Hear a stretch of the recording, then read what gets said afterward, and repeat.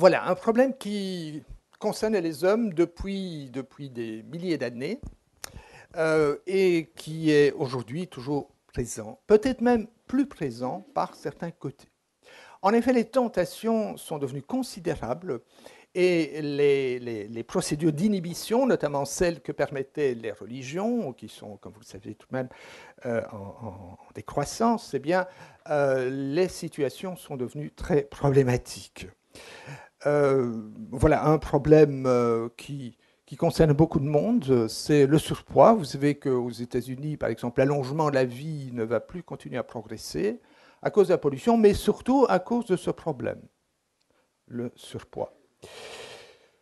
Disons tout de suite qu'il ne faut pas à tout prix essayer d'être mince. Nous avons une constitution et vouloir à tout prix descendre en dessous de notre poids naturel, et pour certains, ils sont enveloppés. C'est évidemment risqué non seulement d'être de mauvaise humeur, irritable, de déprimer, de trapper un sale caractère, et finalement de ne pas être heureux. Donc il vaut mieux avoir quelques kilos de trop que de vouloir à tout prix descendre en dessous de son poids naturel. Mais il est évident qu'il y a des personnes qui ne parviennent pas à gérer leur alimentation.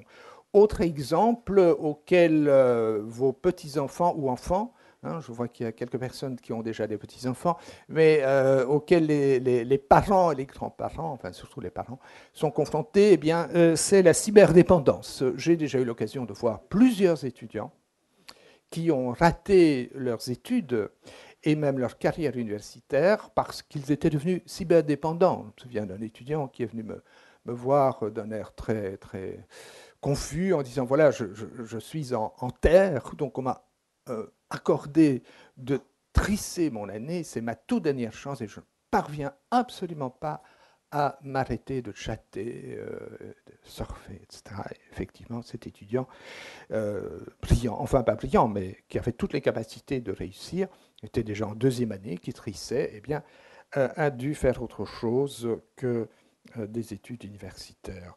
Autre problème que j'évoquais, dont on ne parle pas beaucoup, mais qui est un problème, d'après des statistiques très difficilement évidemment à collecter, un problème qui est en augmentation, ce sont les assuétudes sexuelles. Donc il y a des gens qui ne pensent qu'à ça à longueur de journée. Personnellement, j'y pense régulièrement, mais à longueur de journée. Et puis, surtout, lorsqu'on passe à l'acte, comme vous le savez, ça peut vous coûter très cher. Voilà donc quelques problèmes de dépendance. Un autre problème dont je vous parlerai volontiers pendant 1 heure et demie, c'est le problème de l'agressivité et de la colère. Donc je rappelle, parce que ce chanteur vient de remonter sur les planches, Bertrand Cantat, qui, dans un accès de colère à cause d'un SMS, a tué à coup de poing donc sa compagne, son ami. Tout le monde a entendu parler de ce drame. Donc la colère est un mouvement qui, à certains moments, est bien nécessaire, notamment lorsqu'on a affaire à des adolescents et auxquels il faut rappeler de temps en temps qu'ils sont en train de dépasser les bornes. Donc, personnellement, ça m'est arrivé de me mettre en colère. J'étais bien content de l'avoir fait parce que ça remet les pendules à l'heure. Mais de manière générale, la colère est mauvaise conseillère.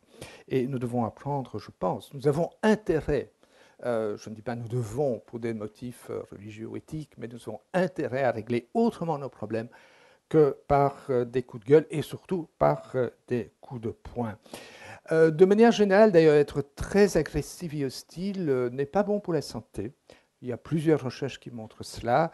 En voilà une parmi d'autres qui a été faite sur 255 étudiants en médecine dans une université américaine, l'université du Maryland, que l'on a vu 25 ans plus tard. On avait évalué leur degré d'irritabilité, d'agressivité, de colère quand ils étaient aux études.